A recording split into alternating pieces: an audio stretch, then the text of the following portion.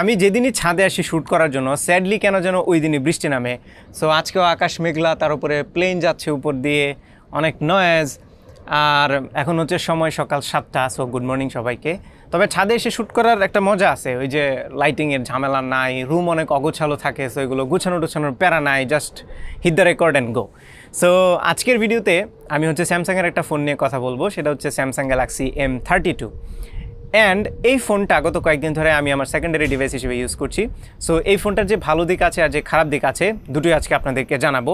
এবং এই ফোনটার বাংলাদেশে দাম নির্ধারণ করা হয়েছে 22,999 টাকা বা 23,000 টাকা। সো এই প্রাইস রেঞ্জে এই ফোনটা কিনবেন কি কিনবেন না, এটাই হবে আজকের ভিডিওর মূল আলোচনার বিষয়। সো প্রত্যেকটা ফোনের ভিডিওতেই আমরা আগে ডিজাইন এবং বিল্ড নিয়ে কথা বলি, এটাতেও সেম করব। সো এই ফোনের যে ডিজাইন এবং বিল্ড, এই জিনিসটা আমার কাছে অতটা ভালো লাগেনি। প্রথমত এটা ব্লু কালারের একটি ফোন, এটা টোটাল 3টা কালারে পাওয়া যাবে, ব্লু, হোয়াইট এবং ব্ল্যাক। হোয়াইট এবং ব্ল্যাক কালারটা আমার কাছে বেশি প্রেফারেবল মনে হচ্ছে ব্লু এর চাইতে। এবং এখানে এক ধরনের স্ট্রাইপ দেওয়া হয়েছে। এটা হালকা গ্লসি একটা ফোন, সো একটু আধটু ফিঙ্গারপ্রিন্ট পড়বে, আর ফুললি প্লাস্টিকের তৈরি একটি ফোন। তবে ডিজাইনের সবচেয়ে বড় কমপ্লেনটা হচ্ছে এই ফোনের যে ব্যাকপার্টটা আছে এটা পুরোপুরি সমান না, একটা জায়গাতে হালকা একটু বাম্প আছে। সো আপনি যদি আঙুল এভাবে উপর থেকে নিচের দিকে টানেন, তাহলে এই একটা জায়গায় যেখানে স্যামসাং লেখাটা আছে এই জায়গাটাতে হালকা একটু বাম্প আমি খেয়াল করছি, খুবই সামান্য। এবং এই জিনিসটা আমি অন্যান্য অনেক ব্র্যান্ডের ফোনেই দেখেছি যেগুলো একটু স্লিম বানানোর চেষ্টা করে সেই ফোনগুলো। তবে since this is Samsung way talking about, তাদের কাছ থেকে এক্সপেকটেশনটা একটু বেশি থাকে। সো আমার মনে হয় এই জায়গাতে তাদের বিল্ড কোয়ালিটির দিক থেকে আরেকটু বেশি নজর দেওয়া দরকার ছিল, এটা আরেকটু সলিড বিল্ড দিলে ভালো হতো। বাট এটা খুব মেজর কোনো ইস্যু না, জেনারেল যারা ইউজার আছে তারা হয়তো নোটিসই করবে না। আমি একটু পই করে দেখার চেষ্টা করেছি, যে কারণে হয়তো বা এটা খুঁজে পেয়েছি। But I think it's a Seely thing. But আবারও বলছি, স্যামসাংয়ের কাছ থেকে এক্সপেকটেশনটা আরেকটু বেশি ছিল। তবে এই ফোনটাতে 6000 mAh ব্যাটারি ইউজ করা হয়েছে, সেই তুলনায় এটা অত মোটা না। ইয়েস, এটা একটু মোটা, তবে 6000 mAh পরিমাণে মোটা এটা না। সো এই জিনিসটা একটা ভালো জিনিস। আর এই ফোনটার উপরের দিকে সেকেন্ডারি নয়েজ ক্যান্সেলিং মাইক্রোফোন আছে, বাম পাশে আছে ট্রিপল স্লট, যেখানে 2টা সিমের সাথে একটা মেমোরি কার্ড আপনারা ডেডিকেটেডলি ইউজ করতে পারেন। নিচের দিকে আমি দেখতে পাচ্ছি 3.5 mm audio Jack, primary microphone, USB Type-C port এবং সিঙ্গেল বটম ফেসিং স্পিকার আছে। স্পিকারটা মোটামুটি মানে লাউড ছিল, আর একটু লাউড হলে ভালো হতো। ওভারঅল কোয়ালিটি ভালো লেগেছে সাউন্ডের। আর ডান পাশে ভলিউম রকারের পাশাপাশি পাওয়ার বাটন আছে, which also doubles as a side mounted fingerprint scanner, and I M A fan of it, already সবাই জানেন। সো এটা ফিঙ্গারপ্রিন্ট স্ক্যানারটা মোটামুটি ফাস্ট ছিল, আমি একদমই দুর্দান্ত ফাস্ট বলবো না, I have seen faster fingerprint scanners, but এটা খুব অ্যাকুরেটলি কাজ করছিল অ্যান্ড মোটামুটি ফাস্ট বলা যায়। স্ক্রিনে লাইটটা আসতে স্প্লিট সেকেন্ড একটু ডিলে হয়, but I think it's okay. আর এই ফোনের সবচেয়ে হাইলাইটিং ফিচার হচ্ছে এটার ডিসপ্লে। এই ফোনটিতে 6.4 ইঞ্চের একটি ডিসপ্লে ইউজ করা হয়েছে। সো এই সাইজটা কিন্তু একদমই সুইট, খুব ছোটো না আবার খুব বড়ও না। আর এই ডিসপ্লেটা হচ্ছে ফুল এইচডি প্লাস রেজলিউশনের একটি super AMOLED panel, Samsung super AMOLED panel. স্যামসাংয়ের ডিসপ্লে এমনিতেই খুব ভালো হয়, ডিসপ্লেটা খুব কন্ট্রাস্টি, কালারগুলো খুবই ভাইব্রেন্ট ছিল, ডিসপ্লের টাচ রেসপন্সও খুবই ভালো।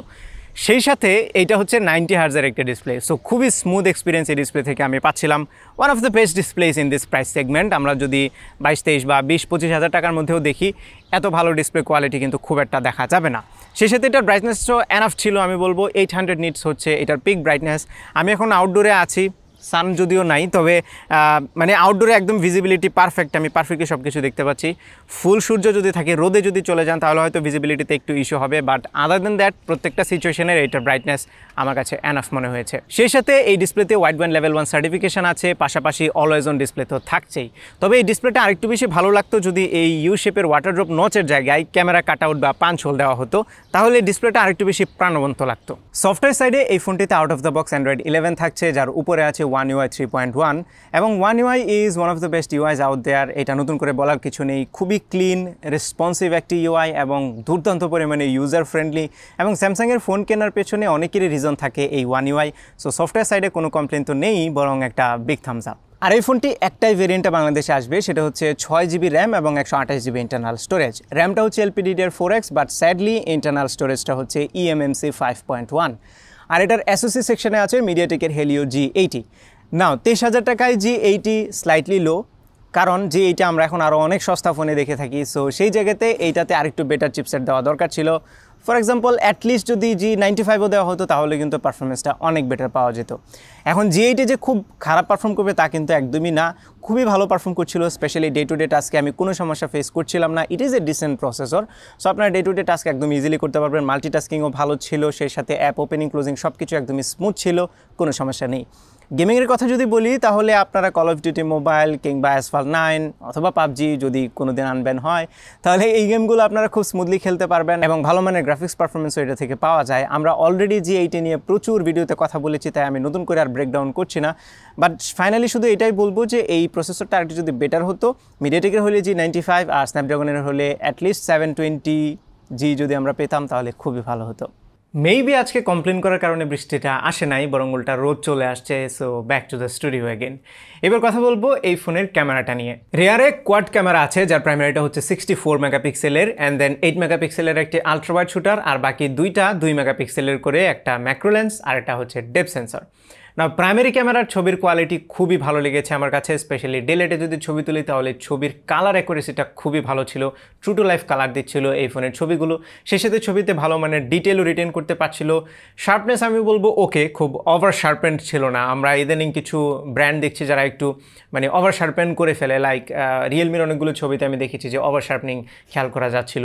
সো এইটাতে আবার অত ওভার শার্পনিং ছিল না, মানে ন্যাচারাল লাগছিল ছবিগুলো। আর ডাইনামিক রেঞ্জের পারফরমেন্সও দুর্দান্ত ছিল, তবে খুব একটা কনসিস্টেন্ট ছিল না। তার মানে কিছু ছবিতে দেখতে পাচ্ছেন খুবই ভালো ডাইনামিক রেঞ্জ, আবার কিছু কিছু ছবিতে ডাইনামিক রেঞ্জের পারফরমেন্স অতটা ভালো না, লাইক হাইলাইট পুরো ওভারব্লোন হয়ে যাচ্ছে। ভালো যখন পারফর্ম করে তখন আসলেই ভালো। আমি একটা স্ক্রিনশট নিচ্ছি লাইভ ভিউর, সেই লাইভ ভিউর স্ক্রিনশটটা এবং ছবিটা তোলার পরে মানে প্রসেস হওয়ার পরে যে ছবিটা আসে দুইটারই একটা সাইড বাই সাইড কম্পারিজন আপনাদেরকে দেখিয়ে দিচ্ছি যেন আপনারা বুঝতে পারেন যে আসলে কতটা ভালো। তার মানে এটা সফটওয়্যার প্রসেসিংয়ের মাধ্যমে করে থাকে। সো সফটওয়্যার প্রসেসিংটা অতটা কনসিস্টেন্ট না, কিছু কিছু ছবিতে ভালোভাবে ডিটেক্ট করতে পারে, আবার কিছু ছবিতে করতে পারে না। পোর্ট্রেট শটে এজ ডিটেকশন ওয়াজ স্যাটিসফ্যাক্টরি, খুব অ্যাকুরেটও না আবার খুব অফও না। সেই সাথে ব্যাকগ্রাউন্ডের যে ব্লারিনেসটা বোকে অ্যামাউন্টটা আছে সেটাও বেশ স্মুথ অ্যান্ড ন্যাচারাল লাগছিল। ওভারঅল পোর্ট্রেট মোডও আমার কাছে ভালো লেগেছে। এবার চলে আসি লো লাইটে। সো প্রাইমারি ক্যামেরা দিয়ে লো লাইটের ছবিগুলো ভালো আসে, যদি মোটামুটি লাইট থাকে তাহলে ছবিগুলোতে কালার ঠিকঠাক রাখতে পারে, যেটা অনেক ফোনেই পারে না, কালার একদম ফ্যাকাশে হয়ে যায়। তবে ডিটেল কমে যায়, মানে সফট হয়ে যায় ছবি, এইটা অলমোস্ট সব ফোনেই থাকে। আর লাইট অনেক কমে গেলে নয়েজি হয়। আর 8 মেগাপিক্সেলের আলট্রাওয়াইড শুটারটা দিয়ে 123 ডিগ্রি ফিল্ড অফ ভিউতে ছবি তোলা যাবে, which is very wide. Primary ক্যামেরার সাথে কম্পেয়ার করলে আলট্রাওয়াইড শুটারের ডিটেল এবং শার্পনেসটাকে ডিসেন্ট বলতে হবে, তবে কালারগুলো খুবই ন্যাচারাল থাকে, যে জন্য এই ছবিগুলোকে দেখতে খুবই সুন্দর লাগে। আমরা যদি এই বাজেটে অন্যান্য ফোনের সাথে কম্পেয়ার করি তাহলে এটার আলট্রাওয়াইড শুটারকে অবশ্যই স্যাটিসফ্যাক্টরি বলতে হবে। আর 2 মেগাপিক্সেলের macro lens as always not that useful. আমি রিকমেন্ড করবো প্রাইমারি ক্যামেরা দিয়ে ছবি তুলে একটু ক্রপ করে জুম করে ফেলবেন, তাহলে দেখবেন যে ম্যাক্রো চাইতে আরেকটু বেটার ছবি পাবেন। তবে এই ফোনের ভিডিও নিয়ে আমি পুরোপুরি ডিসঅ্যাপয়েন্টেড, কারণ এটাতে 1080 30 ফ্রেম পার সেকেন্ডের অপশন আছে, 4K তো নাই, 1080 60 FPS এর অপশন নাই। অবভিয়াসলি এটা অ্যাসোসিয়েট লিমিটেশন, সেই সাথে এটার ভিডিও স্ট্যাবলও ছিল না। সো সব মিলে ভিডিও কোয়ালিটি নিয়ে আমি পুরাই ডিসঅ্যাপয়েন্টেড। এবার চলে আসি সামনের ক্যামেরায়। সেলফি ক্যামেরাটি হচ্ছে 20 মেগাপিক্সেলের and it performs really good. Specially আউটডোরে বা ডেলাইটে যে ছবিগুলো তুলেছি সেগুলোর কালার খুবই সুন্দর ছিল, face tone specially accurately detect করতে পারছিল, সেই সাথে ছবিতে ডিটেল এবং শার্পনেসও এনাফ রিটেন করতে পারছিল, ভালো কন্ট্রাস্টে ছিল ছবিগুলো, খুবই ভালো লাগে সেলফিগুলো, আপনারা হয়তো বা স্যাম্পল দেখে বুঝতেই পারছেন। পোর্ট্রেট মোডেও ভালো পারফর্ম করছিল সেলফি ক্যামেরা, কারণ এজ ডিটেকশনটা অলমোস্ট অ্যাকুরেট ছিল, সেই সাথে ব্যাকগ্রাউন্ডের ব্লারিনেসটাও বেশ স্মুথ অ্যান্ড ন্যাচারাল লাগছিল। তবে লো লাইটে সেলফিগুলো খুব সফট হয়ে যাচ্ছিল, সেই সাথে কালারগুলো একটু ডিস্যাচুরেটেড হয়ে যাচ্ছিল। ওভারঅল আমার কাছে সেলফি ক্যামেরা লো লাইটের ছবিগুলো খুব একটা ভালো লাগেনি। আর সামনের ক্যামেরা দিয়েও 1080 30 ফ্রেম পার সেকেন্ডে ভিডিও রেকর্ড করা যাবে। ওভারঅল যদি আমি এটার ক্যামেরা কোয়ালিটি কনক্লুড করি তাহলে বলবো এটার ক্যামেরা এই বাজেটে ভেরি গুড। এবার চলে আসি ব্যাটারিতে। এই ফোনের আরও একটা স্ট্রেংথ হচ্ছে এটার 6000 mAh এর ম্যাসিভ ব্যাটারি, যেটা ইজিলি আপনাকে 2.5 থেকে 3 দিনের মতো ব্যাটারি ব্যাকআপ দেবে যদি আপনি একটু লাইট ইউজ করেন। আর হেভি ইউজ করলেও আপনারা 1.5 দিনের মতো ব্যাটারি ব্যাকআপ এক্সপেক্ট করতে পারেন, হুইচ ইজ ক্রেজি। তবে এই ফোনটার সাথে যে চার্জারটা থাকবে সেটা কিন্তু বেশ স্লো, প্রবাবলি 15 ওয়াটের চার্জার দেওয়া হবে, আমরা যদিও এটার বক্স পাইনি। তবে 15 ওয়াটের চার্জার যদি দেয় তাহলে আপনার ধরে রাখতে পারেন 3 থেকে 3.5 ঘন্টার মতো লেগে যেতে পারে এটা ফুল চার্জ হতে, which is a pretty long time.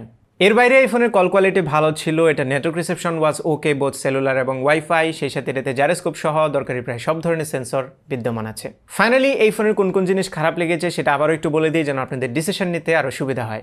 প্রথমত এটার ডিজাইনটা আরেকটু রিফাইন্ড হতে পারতো, প্রসেসরটা আরেকটু বেটার দেওয়া যেত এই প্রাইস রেঞ্জে, এবং এটার চার্জিং স্পিডটা আরেকটু বেশি হওয়া দরকার ছিল, যেহেতু বড় ব্যাটারি সো চার্জ হতে লম্বা সময় লাগবে। আর এখন মার্কেটে অলরেডি আমরা 30 ওয়াট 33 ওয়াট তার উপরে ফাস্ট চার্জিং দেখছি, সেখানে 15 watt is a bit slow. এর বাইরে যে জিনিসগুলো আছে সবগুলোই এই ফোনের ভালো লেগেছে আমার কাছে। সো আই থিঙ্ক আপনারা একটু ব্যালেন্স করে দেখুন যে আপনার জন্য এটা অ্যাপ্রোপ্রিয়েট হবে কিনা।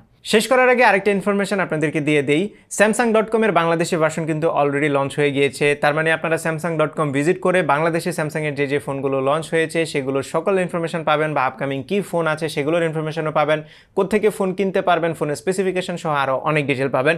আমি লিঙ্কটি ভিডিও ডিসক্রিপশনে দিয়ে দিচ্ছি। এই ছিল আমাদের আজকের ভিডিও। আশা করি ভিডিওটা আপনাদের ভালো লেগেছে। যদি ভালো লেগেই থাকে তাহলে ভিডিওতে একটা লাইক দেবেন, কমেন্ট করে জানাবেন কেমন লাগলো। আপনার ফ্রেন্ডদের সাথে শেয়ার করতে একদমই ভুলবেন না। আর আমার চ্যানেলে সাবস্ক্রাইব তো মাস্ট। দেখা হবে পরবর্তী ভিডিওতে। Till then take care. আসসালামু আলাইকুম।